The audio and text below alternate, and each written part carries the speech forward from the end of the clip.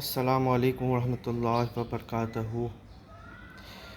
ابھی ہم لوگ کے شیعہ بھائیوں کا وہ عید غدیر خون تھا، تو میں یہ بتا دینا چاہ رہا ہوں کہ میں جو ہوں انجینئر محمد علی مرزا صاحب ہے، ان کو بہت دن سے سن رہا ہوں۔ پھر مولانا اسحاق صاحب ہے، ان کو بھی بہت سنا ہوں میں نے، اور میں ایک طرح سے ان کو اپنا استاد مانتا ہوں، یہ دونوں کو۔ پھر ابھی مفتی فضل ہمدرد صاحب ہے، ان کو بھی میں نے سنا ہے۔ تو مجھے غامدی صاحب کو تو میں سنا ہوں، لیکن شیعہ آج کل زیادہ غامدی صاحب کو پسند نہیں کرتے، ان کو ناسبی بولتے ہیں، خیر ان کی مرضی۔ تو میں ایک چیز ریئلائز کیا ہوں ان دا کورس آف ٹائم، کہ شیعہ سنی کا جو بھی مسئلہ ہے وہ روایتوں سے تو حل ہونے والا نہیں ہے۔ اس لیے روایتوں سے حل ہونے والا نہیں ہے کہ شیعہ جو ہے وہ بخاری مسلم کو نہیں مانتے ہیں ایز اے ہول، اپنے لیے حجت نہیں مانتے، ان کے مطلب کی چیز اگر بخاری مسلم میں مل جائے تو الگ بات ہے۔ اور سنی جو ہے اصول کافی ہو گیا، اپنا نہج البلاغہ ہو گیا، اس کو جو ہے وہ حجت نہیں مانتے۔ تو شیعہ اور سنی کس کو حجت مانتے ہیں؟ شیعہ اور سنی جو ہے وہ قرآن کو حجت مانتے ہیں، اور قرآن سے ہی جو ہے وہ شیعہ اور سنی کا جو ہے آپ دیکھیے مسئلہ حل ہونا چاہیے۔ ویسے دیکھا جائے تو قرآن کی روح سے شیعہ اور سنی ہونی ہی نہیں چاہیے، کیونکہ قرآن جو ہے وہ فرقہ واریت کو حرام سمجھتا ہے۔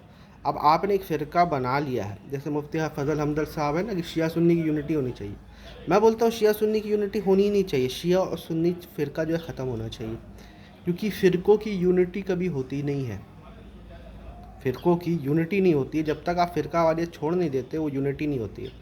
قرآن یہ بولتا ہے نا وَاعْتَصِمُوا بِحَبْلِ اللَّهِ جَمِيعًا وَلَا تَفَرَّقُوا، کہ اللہ کی رسی کو پکڑ لو اور آپس میں فرقوں میں نہ بٹو، ٹھیک ہے؟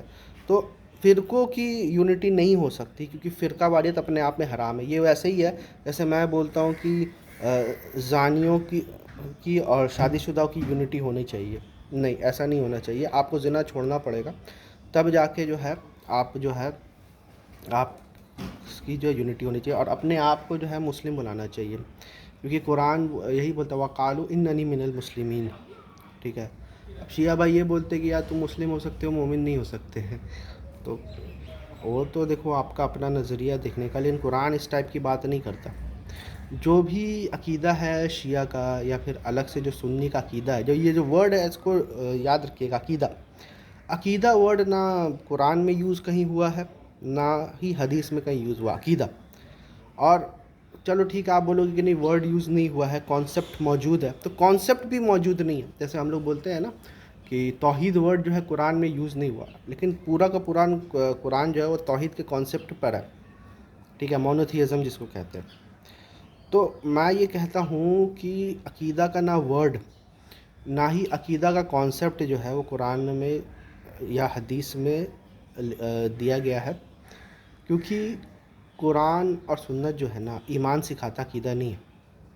اور ایمان بہت تھوڑی تھوڑی چیزیں ہے، جیسے اللہ پہ ایمان، اللہ کے رسول پہ ایمان، فرشتوں کے پہ ایمان ہے، اپنا ڈیسٹنی کے اوپر ایمان ہے، اور اللہ کی کتابوں کے اوپر ایمان ہے۔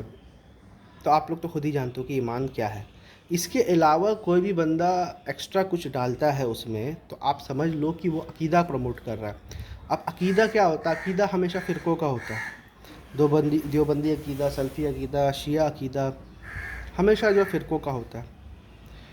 آپ کبھی بھی یہ نہیں سنیے گا دیوبندی ایمان، بریلوی ایمان، شیعہ ایمان، نہیں۔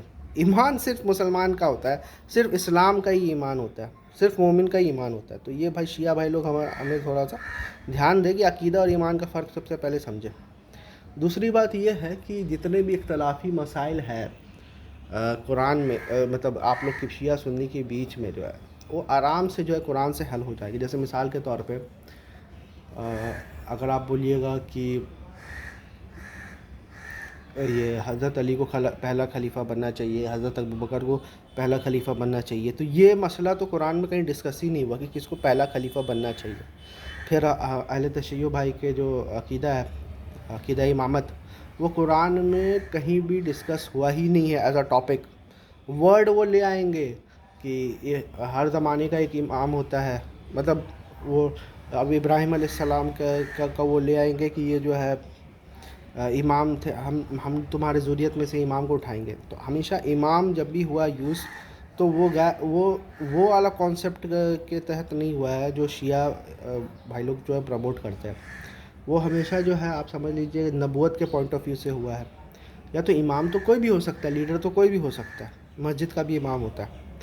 پھر آپ دیکھیے کہ صحابہ، اب یہ جو سنی حضرات بولتے ہیں کہ جتنے بھی صحابہ ہیں سب جنتی ہیں، تو یہ بھی قرآن میں نہیں ہے چیز ہے. آپ دیکھیے گا سورہ توبہ دیکھیے گا تو صحابہ کے 3 گروہ بنائے ہوئے، اس میں سے صرف سابقون اور اولون کو یہ بولا گیا ہے کہ رضی اللہ تعالیٰ عنہم و رضوا عنہ. ٹھیک ہے، تو یہ چیز اگر آپ دیکھیے گا تو یہ چیز تو آپ کو قرآن میں نہیں ملے گی. پھر آپ دیکھیے گا اہل بیت، سب سے بڑا مسئلہ آتا ہے اہل بیت کا. ٹھیک ہے، اور میں جو ہوں اس مسئلے میں انجینئر محمد علی مرزا ہو گئے، اپنے مفتی فضل حمدرد صاحب ہو گئے، اور کیا نام ہے اپنا مولانا اشاق صاحب ہے، ان سے اختلاف کرتا ہوں قرآن کی بنیاد پہ کہ قرآن سے تم ثابت کرو نا کہ اہل بیت کون ہے. تو اصل میں جو قرآن میں کے جو اہل بیت ہے وہ نبی صلی اللہ علیہ وسلم کی وائفس ہے. میں یہ نہیں کہتا ہوں کہ علی، حسن، حسین، فاطمہ رضی تعالیٰ عنہ یا آل جعفر یا آل عقیل جو ہے یہ اہل بیت نہیں ہے. یہ بھی اہل بیت ہو سکتے ہیں لیکن سیکنڈری اہل بیت ہے. پرائمری اہل بیت جو ہے وہ نبی صلی اللہ علیہ وسلم کے وائفس کو ہی ہم لوگ کہیں گے. کیونکہ اگر آپ روایت میں چلے جاؤ گے تو روایت میں تو بھائی بہت ساری چیزیں دی گئی ہیں جو آپ کے بھی اگینسٹ ہیں. تو آپ کے مطلب جو آپ کے اپنے مطلب کی روایت ہے وہ تو آپ مان لیتے ہو، جو آپ کے اگینسٹ روایت ہے اس کو آپ نہیں مانتے ہو. ٹھیک ہے، تو آپ دیکھیے گا کہ قرآن میں یہ جو ہے نبی صلی اللہ علیہ وسلم کی وائفس کو جو ہے اہل بیت کہا گیا. اور ایون ابراہیم علیہ السلام کی وائفس کو بھی اہل بیت کہا گیا. کوئی یہاں سے یہ بول سکتا ہے نا کہ علی بھائی یہ بولتے ہیں کہ نہیں یہاں پہ مذکر کا صیغہ یوز ہوا ہے. شیعہ حضرات بھی یہ چیز بولتے ہیں کہ مذکر کا صیغہ یوز ہوا ہے. تو بھائی مذکر کا صیغہ ہم لوگ جو بولتے ہیں نا خاندان والے، تو یہ بھی تو مذکر کا صیغہ ہوتا ہے. ٹھیک ہے، اور تو پھر آپ ادھر ابراہیم علیہ السلام کی وائف کو جب اہل بیت بولا گیا تب آپ مذکر کا صیغہ کیوں نہیں استعمال کرتے؟ اور مذکر کا صیغہ پھر رسول اللہ صلی اللہ علیہ وسلم کے بھی لیے استعمال کرو نا، رسول انہی کے تو وہ اہل بیت ہے. تو قرآن جو ہے وائفس آف دا پروفٹ کو اہل بیت بولتا ہے. اب حدیث میں جو بھی آئے گا وہ قرآن کے حساب سے چلے گا. اگر قرآن کے حساب سے نہیں چل سکتا تو اس کی تعویل قرآن کے حساب سے ہوگی. اگر وہ قرآن کے حساب سے نہیں چلتا ہے تو یا تو حدیث کو ریجیکٹ کر دیا جائے گا. اگر تعویل ممکن نہیں ہے تو پھر حدیث کو ریجیکٹ کر دیا جائے گا، چاہے وہ صحیح بخاری میں کیوں نہ ہو، چاہے وہ اصول کافی میں کیوں نہ ہو. یہ چیز ان کے بھی شیعوں کے بھی جو ہے کتابوں میں لکھا ہوا ہے کہ ہماری کوئی بھی روایت اگر قرآن سے ٹکرایا جائے تو آپ روایت کو چھوڑ دینا. ٹھیک ہے، اس کے بعد جو ہے آپ فدق کا مسئلہ آپ آ جائیے. تو فدق کا مسئلہ میں آپ دیکھ لیجئے کہ وہ سورہ آئی تھنک حشر میں یہ چیز لکھا ہوا ہے کہ یہ جتنے بھی مال جو ہے یہ اللہ، رسول اور پھر جو ہے پھر غربا مسکین کے پاس جائے گا. ٹھیک ہے، مطلب رسول اللہ صلی اللہ علیہ وسلم کی جتنی بھی جو بھی انہوں نے ایکوائر کیا ہے، جو بھی مال غنیمت ہے، یہ فدق کیا ہے؟ مال فیح ہے، مال غنیمت ہی ہے نا. تو یہ سب چیز جو ہے وہ غریبوں میں، مسکینوں میں، اور ایون جو فیملی آف رسول اللہ صلی اللہ علیہ وسلم جو ریلیٹیوز ہے اس کا بھی مینشن ہے، یہ سب اس میں جائے گا. تو یہاں پر جو یہ لوگ بحث کرتے ہیں کہ ابوبکر صدیق رضی اللہ عنہ کے کس کو کی فدق کا کی وراثت کا جو مسئلہ تھا، تو بھائی اگر یہ چیز مان بھی لیا جائے نا کہ فاطمہ علیہ السلام کو جو ہے وراثت ملنی چاہیے، تو ان کو دینے کے بعد بھی سورہ حشر کی ہی جو ہے ایک طرح سے آپ سمجھ لیجئے